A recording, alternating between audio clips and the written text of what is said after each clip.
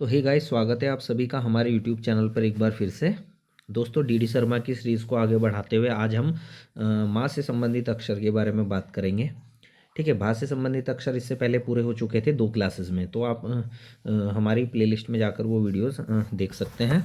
तो चलिए, माँ से संबंधित अक्षरों में आज जो पहला शब्द है हमारा वो है मक्कुमठ। तो मक्कुमठ क्या है दोस्तों? रुद्रप्रयाग जनपद में है। ये सवाल एग्जाम में पूछा भी जा चुका है आपसे। ठीक है, मक्कुमठ।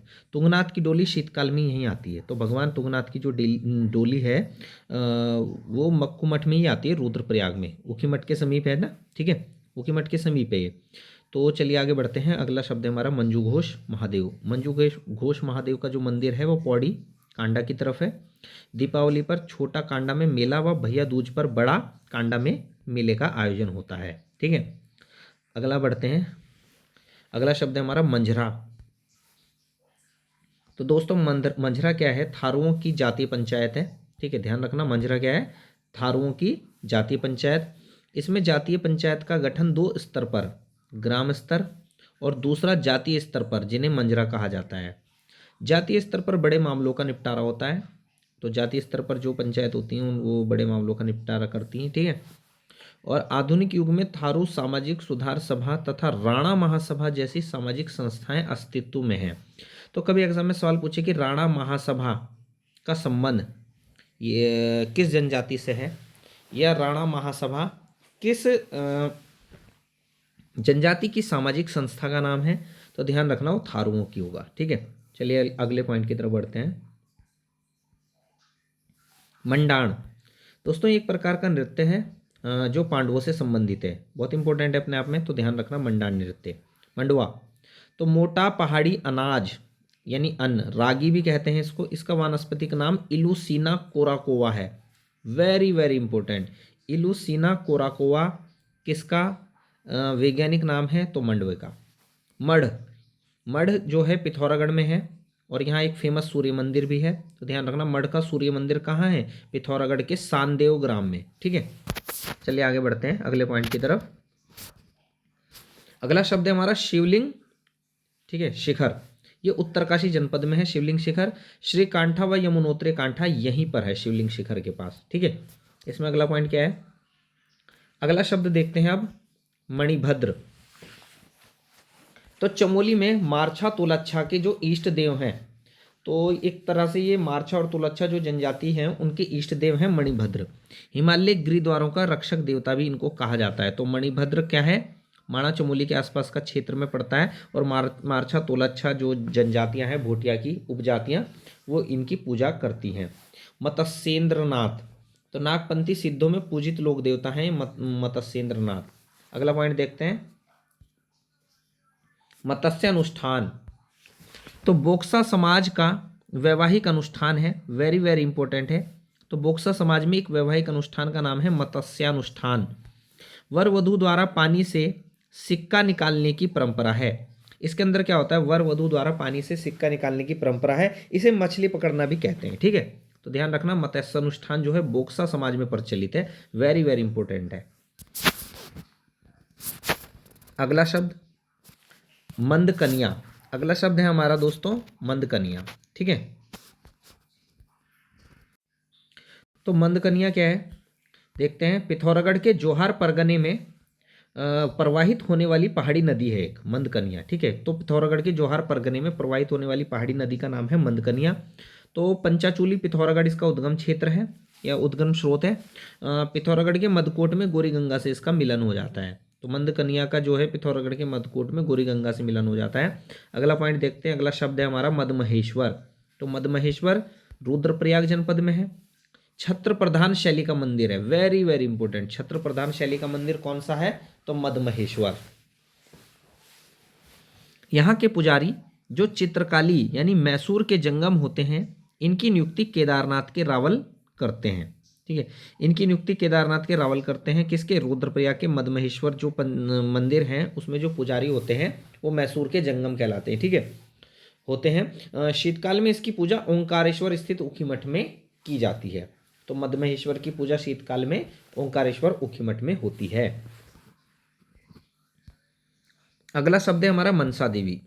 तो मनसा देवी हरिद्वार के बिल्व पर्वत पर है, इसको ध्यान रखिए, काफी इंपॉर्टेंट है। ठीक है। मयूरगिरी तो गंगा भागीरथी से लेकर रामगंगा तक का क्षेत्र इसके अंतर्गत आता था। ठीक है। इसी के पास गंगा के तटवर्ती क्षेत्र में मयूरनगर मोरध्वज था।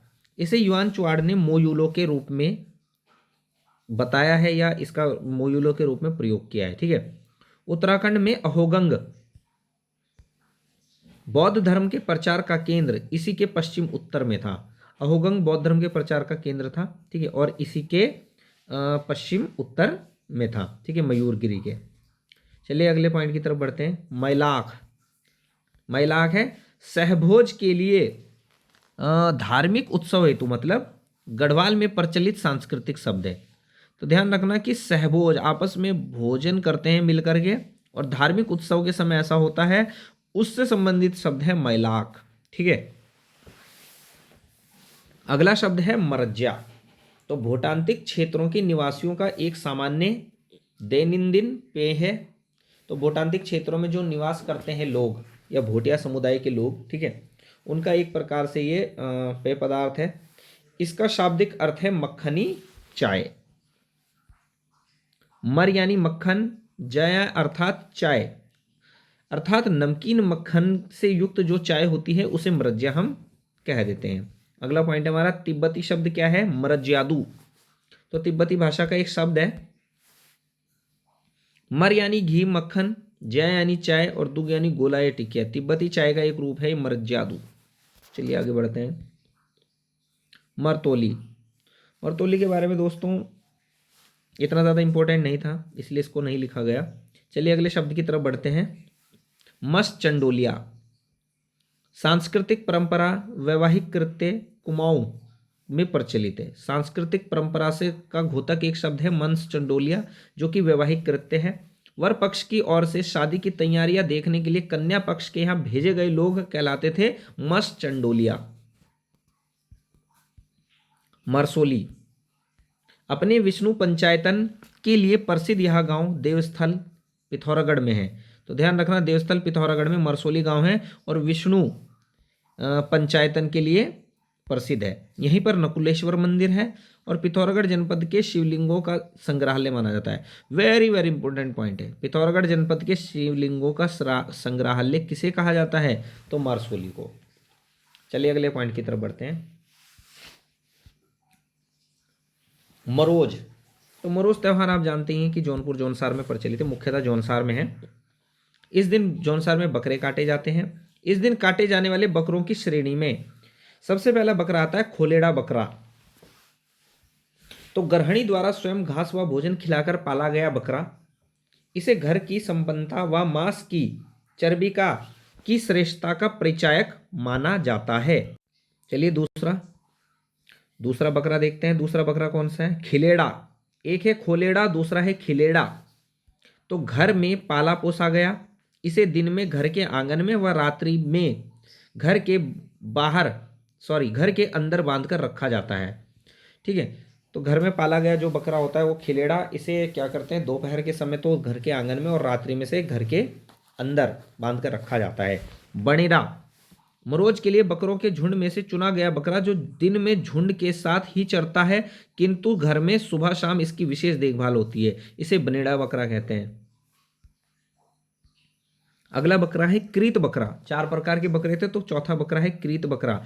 बाहर से खरीदा गया बकरा कमजोर होता है, आमतौर पर सबसे उत्तम खुलेड़ा वर्गीय बकरा होता है। तो सबसे उत्तम खुलेड़ा बकरा हो गया और सबसे बेकार या सबसे मतलब लोएस्ट क्वालिटी का बकरा क्रीत बकरा। ठीक है। मरोज के 8वें दिन खोड़ा मनाया जाता है। इस दिन सिरी व बकरे की टांगे भूनकर खाई जाती हैं। ठीक है। तो ये इंपॉर्टेंट है, ध्यान रखना इसको। जो मरोज के त्यौहार में 4 प्रकार के बकरे होते हैं, खासकर जौनसार में प्रचलित है। आगे बढ़ते हैं। मरोत, तो मरोत क्या है? युद्ध क्षेत्र में कौशल व रणभूमि को प्राप्त वीर योद्धा को दी गई जागीर रौत भूमि कहलाती है। तो युद्ध क्षेत्र में कौशल दिखाने वाले व्यक्ति या रणभूमि को प्राप्त वीर योद्धा को जो जागीर दी जाती है उसे रौत भूमि के नाम से जाना जाता है। मलयनाथ, तो मलयनाथ क्या है? सीरा व अस्कोट का लोक देवता है दोस्तों। ब्राह्मणों का प्रवेश निषिद्ध होता है इस मंदिर में, वेरी वेरी इंपॉर्टेंट। उत्तराखंड के किस मंदिर में ब्राह्मणों का प्रवेश निषिद्ध है? तो मलयनाथ। सीरा व अस्कोट का लोक देवता है। ठीक है, चलिए अगले पॉइंट की तरफ बढ़ते हैं।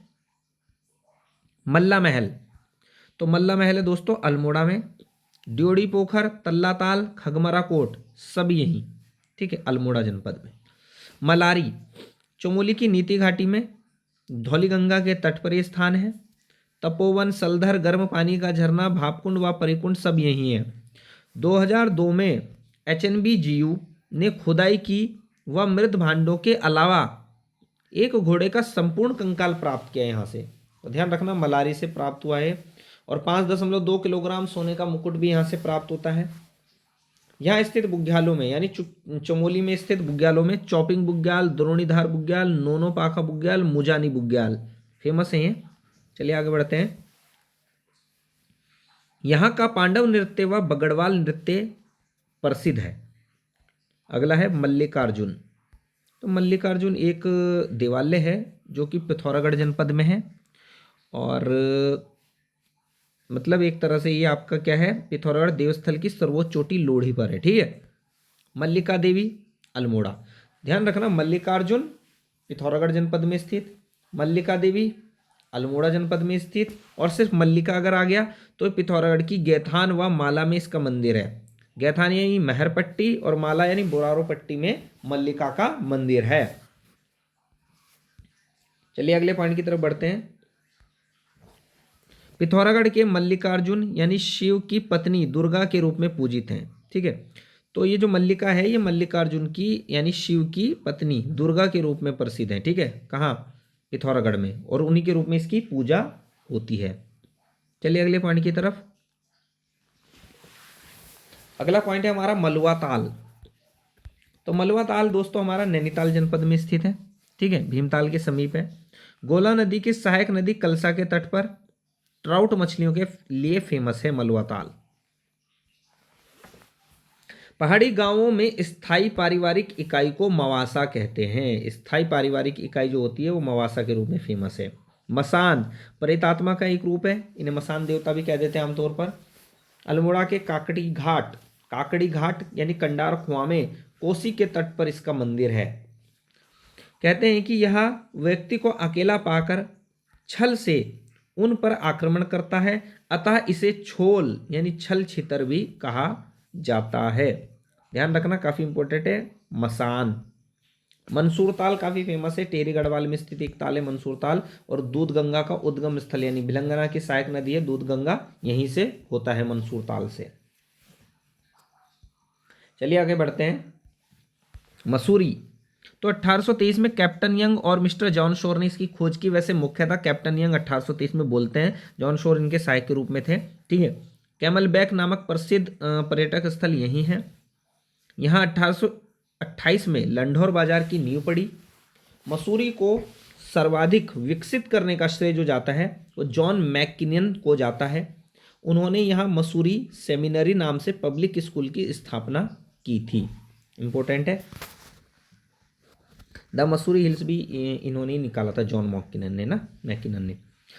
सन 1890 में हरिद्वार देहरादून रेल मार्ग का निर्माण होने से इसे विशेष प्रसिद्धि मिली। तो हरिद्वार देहरादून रेल मार्ग का निर्माण किस वर्ष हुआ था? 1890 में। ध्यान रखना, पूछा जा सकता है आपसे। और अगर पूछे कि देहरादून रेलवे स्टेशन कब बना था तो वो सन 1900 में। 1926 से 31 के बीच मसूरी को पक्की सड़क से जोड़ा गया, ये भी ध्यान रखें आप। 1901 में यहाँ अंग्रेजों की कुल जनसंख्या 4,471 थी, जिनमें से 78% अंग्रेज थे। तो इतने लोगों में से 78% अंग्रेज थे यहाँ पे। 1832 में भारत सरकार के surveyor general colonel sir George Everest ने यहाँ ट्रिग्नोमेट्रिकल सर्वे का कार्यालय खोला। 1958 में राष्ट्रीय प्रशासनिक अकेडमी की यहाँ स्थापना हुई, जहाँ IAS की ट्रेनिंग होती है दोस्तों। तो यही है ये मसूरी में। 1970 में लाइब्रेरी बाजार से गनहिल तक रज्जू मार्ग का निर्माण हुआ। यहाँ के प्रमुख बाजार कुल्डी बाजार, लंढौर बाजार, लाइब्रेरी बाजार है। 600 फीट का कैंपटी झरना, भट्टा प्रपात व लाल टिब्बा भद्राज डांडा पर बलराम का मंदिर यहीं पर स्थित है। ठीक है, तो दोस्तों माँ से संबंधित अक्षर का ये आज पहला पार्ट था हमारा। आज हम इसको यहीं छोड़ेंगे। ठीक है, आपसे अगले लेक्चर में मिलेंगे। और माँ से संबंधित अक्षर काफ़ी ज़्यादा हैं, तो हो सकता है कि 3 से 4 पार्ट में जाए, तो फिलहाल अभी यहीं छोड़ देते हैं इसको। और दोस्तों हमारे इस चैनल को लाइक, सब्सक्राइब और शेयर जरूर करें अपने दोस्तों के साथ, अपने रिश्तेदारों के साथ, अपने चहेतों के साथ जो कि UKSSC की तैयारी कर रहे हैं मुख्यतः। देखिए DD शर्मा से संबंधित बहुत सारे सवाल आपको एग्जाम में देखने को के लिए मिल रहे हैं। आप हमारे साथ बने रहिए और हम आपको शॉर्ट नोट्स के रूप में DD शर्मा की किताब प्रोवाइड करा रहे हैं। ठीक है, काफ़ी अच्छी किताब है। उत्तराखंड की संस्कृति के बारे में आपको बहुत कुछ जानने को मिलेगा। ठीक है, तो लाइक, शेयर और सब्सक्राइब करना ना भूलें। बने रहिए हमारे चैनल के साथ। मिलते हैं अगले लेक्चर में, तब तक के लिए जय हिंद, जय भारत।